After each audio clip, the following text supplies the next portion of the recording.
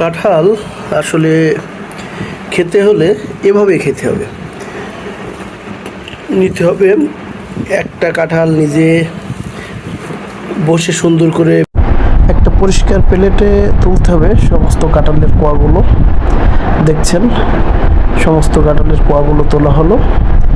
এরপরে আমরা এটাতে লেবু মিক্স করব, লেবুর রস মিক্স করব। এর কোনো সমস্যা হবে না। যদি দেখছেন এই লেবু যদি আপনি কাঁঠালে এভাবে প্রথমে দিয়ে দেন, লেবুর রসটা,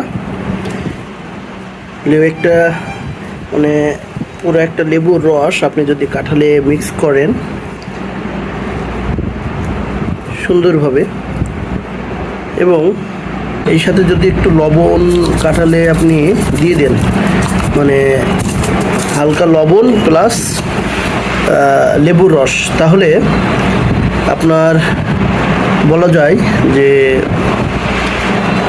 কাঁঠাল আপনি যতই খান না কেন আপনার পেটের কোনো সমস্যা হবে না।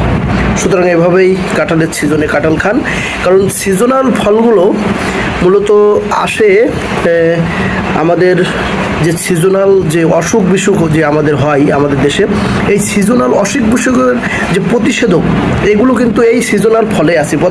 প্রতিটি সিজনে যে ফল আমাদের দেশে উৎপাদন হয়, আপনারা চেষ্টা করবেন সেই ফলগুলো প্রতি সিজনেই যে ফলগুলো আমাদের দেশে উৎপাদন হয়, জন্মায়, সেগুলো অবশ্যই আপনারা খাওয়ার চেষ্টা করবেন। ধন্যবাদ।